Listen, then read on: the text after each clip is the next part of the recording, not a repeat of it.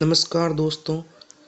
और चांदी की लगातार कभी गिरावट नज़र आ रही है तो कभी उसकी रेट में बढ़ोतरी नज़र आ रही है और सोना अपने ऑल टाइम हाई से 24,300 रुपये गिर चुका है और चांदी लगभग 1,47,000 रुपये गिर चुकी है ऑल टाइम हाई से।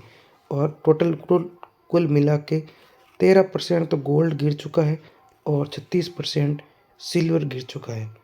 अब ये जो सर्वे आ रहा है ये किन कारणों से हो रहा है, अब चांदी आगे और गिरेगी या नहीं गिरेगी, सब कुछ इस वीडियो में एनालिसिस करने की कोशिश करेंगे।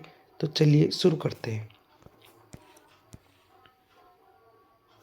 आज 14 फरवरी शिवरात्रि के दिन पिछले 16 दिनों से 14 फरवरी है, तो उसमें सोना तो लगभग 24,300 रुपये प्रति ग्राम गिर चुका है और चांदी 1.47 लाख गिर चुकी है चांदी की रेट में।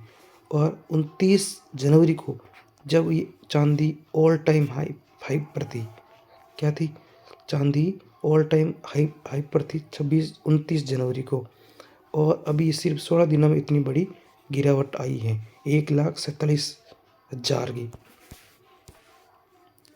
अब रिकॉर्ड स्तर क्या था 29 जनवरी को, रिकॉर्ड स्तर क्या था, तो सोना कितना पहुंचा था, 1,84,000 प्रति 10 ग्राम पहुंच चुका था और चांदी पहुंच चुकी थी 4 लाख पे। ठीक है, चांदी 4 लाख पे पहुंच चुकी थी, सोना 1,84,000 पे पहुंच चुका था। उसके बाद ये गिरावट थी।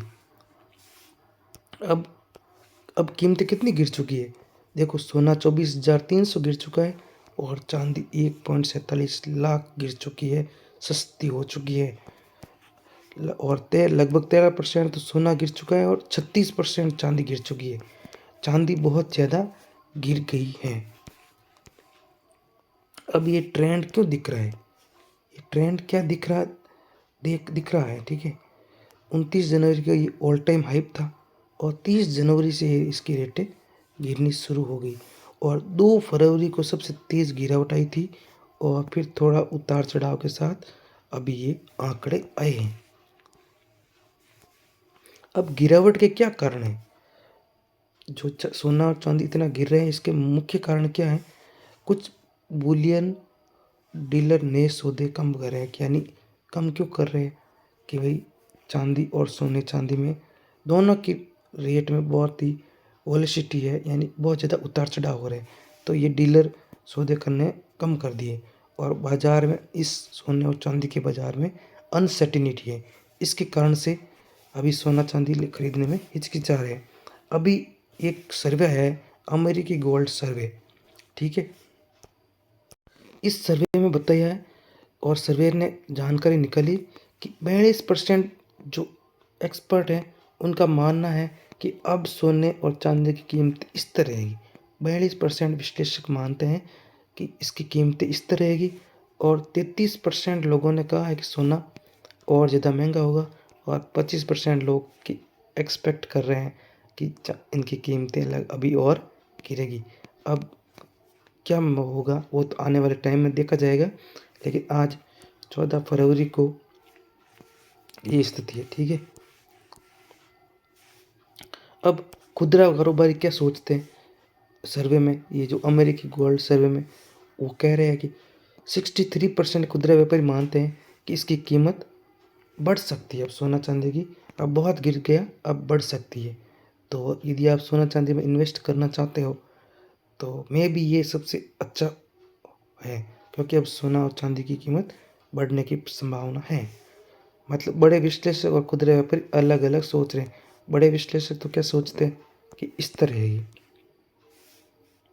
अब ये जो गिरावट है और इतना उतार चढ़ाव, इसके अंतर्राष्ट्रीय कारण भी है, क्योंकि अमेरिका में क्या है, प्रेसिडेंट्स डे के कारण बाजार बंद चल रहे हैं अभी, और चीन में न्यू ईयर पार्टियाँ चल रही है, छुट्टियाँ दी हुई न्यू ईयर की, इसलिए सोना चांदी में कम इन्वेस्ट कर रहे हैं और ट्रेडिंग वॉल्यूम इससे कम हो चुका है और कम वॉल्यूम के कारण ज़्यादा स्थिरता देखने को मिल रही है। अब इतना गिरा है तो सवाल क्या है कि चांदी इतना ज़्यादा क्यों गिरी है। तो इसके संभावित कारण तो क्या है कि चांदी सोने से ज़्यादा गिरने के कारण है कि इसमें चांदी है जो औद्योगिक क्षेत्र में उपयोग की जाने लगी है और चांदी की इससे मांग तेज़ी से गिरी है चांदी की। क्यों गिरी है? क्योंकि चांदी बहुत ज़्यादा महंगी होगी, महंगी होने के कारण इसकी मांग गिरी है और इस स्पेक्युलेटिव ट्रेडिंग इससे ज़्यादा हो जाती है। अब आर्थिक दृष्टि से जब क्या होता है, अंतर्राष्ट्रीय अनिश्चितता कम होती है, भारत और यूएसए के बीच में ट्रेड डील हो चुकी है और भी देशों के बीच में अमेरिका अब नरम रुख अपना रहा है, तो इससे अनिश्चितता कम हुई है, निवेशक जोखिम लेने लगते हैं और डॉलर मजबूत होता है तो सोने में गिरावट आती है।